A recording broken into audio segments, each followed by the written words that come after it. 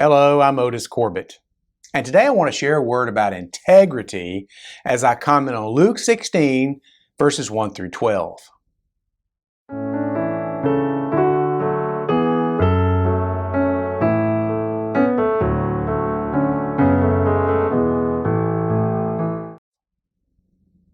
This passage reads, "And he said unto his disciples, There was a certain rich man, which had a steward, and the same was accused unto him that he had wasted his goods. And he called him, and said unto him, How is it that I hear this of thee? Give an account of thy stewardship, for thou mayest be no longer steward. Then the steward said within himself, What shall I do? For my Lord taketh away from me the stewardship. I cannot dig, to beg I am ashamed.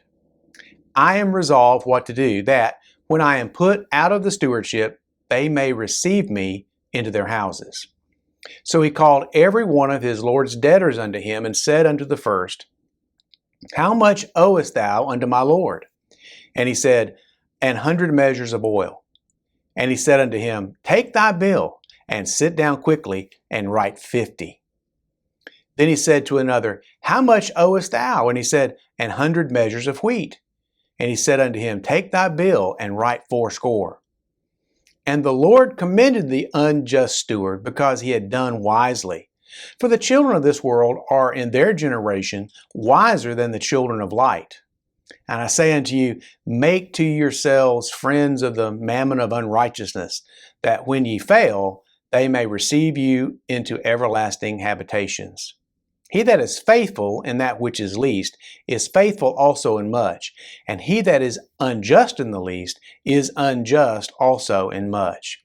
If therefore ye have not been faithful in the unrighteous mammon, who will commit to your trust the true riches? And if ye have not been faithful in that which is another man's, who shall give you that which is your own? As I said in our last devotion, our last time together, we have all done and said cringe-worthy things in the past, and I shared that with you last time. But I also remember another occasion in my childhood in which I embarrassed myself, and this time it was in front of my father. You see, my father was a heavy truck mechanic who was also the vehicle maintenance foreman, shop foreman at a local business. At that time, my mom was training to be a nurse, and money at home was tight. We always had food on the table, but I often heard my mom and my dad debating about making purchases, which in today's world would be hardly given a second thought. I specifically remember them sitting up late one night discussing and deciding about whether they could afford to buy an electronic calculator so that they could do their tax returns more quickly and more accurately. A calculator.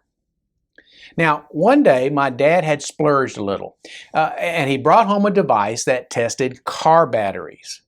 We always had used cars, and as a mechanic, my dad would keep those cars going far longer than he probably should have.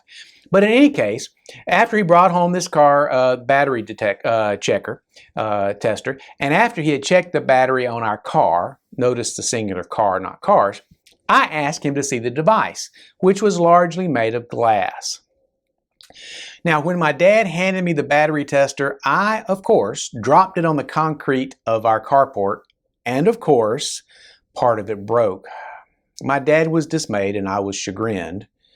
But then I made matters much worse, because I burst out. I said, Put it back in the box and take it back to the auto parts store. You can tell them it was broken when you brought it home.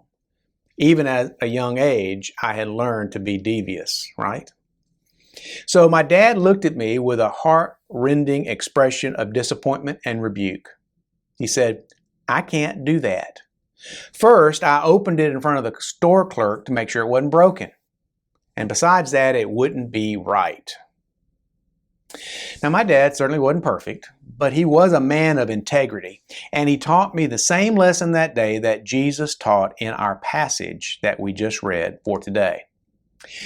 This passage begins with a story of deceit.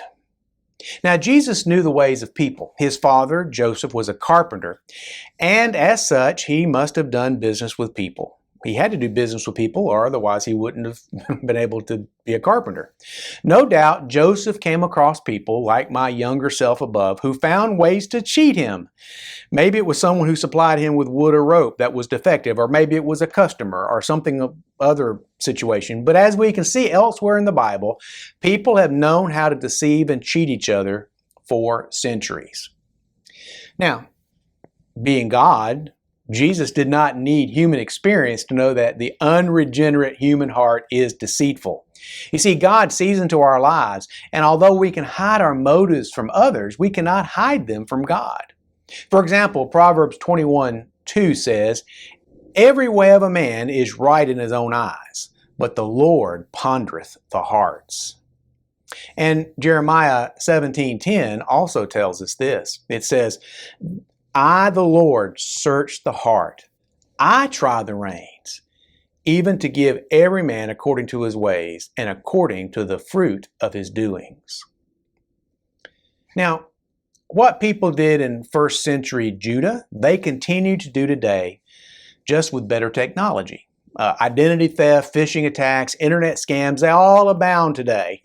The infamous Nigerian attorney email, the one which was once the height of sophistication, now is childish and trite and even a meme, because fraudsters today are much more clever than such a primitive flim-flam as that. And they've even learned how to spoof security alert messages from vendors to their customers to steal money, to steal personal information from them.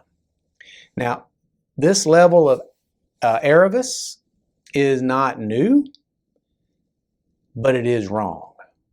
And not only do we see deceit, we see betrayal in this story, because in our focal passage for today, we do see theft and deceit, but it's also a story of betrayal and treachery. See, not only did the steward waste his employer's money, but he also conspired with his boss's customers to steal from him. In biblical times, a steward often had total control of his employer's business affairs. This could happen on a national level, like with Joseph in Egypt or with Daniel in Babylon and under the Persians. And it certainly took place at the family level. And a good steward was a blessing to his master. On the other hand, a poor steward, not to mention an evil one, could be a stumbling block or even a curse. Jesus, in telling this story, did express a level of admiration for the steward's intelligence and guile. Now, you must admit, this was a neat solution to the problem of the steward's imminent unemployment. But that being said, even the most ingenious fraud is wrong and sinful.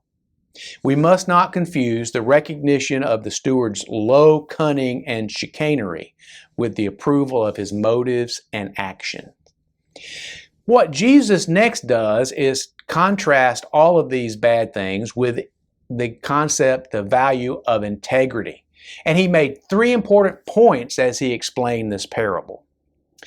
The first was that when we place our trust in earthly wealth, position, power, or fame, then the only blessings that we can really receive are temporal ones. And this is consistent with what he taught in Matthew 6:19 through 21 during the Sermon on the Mount.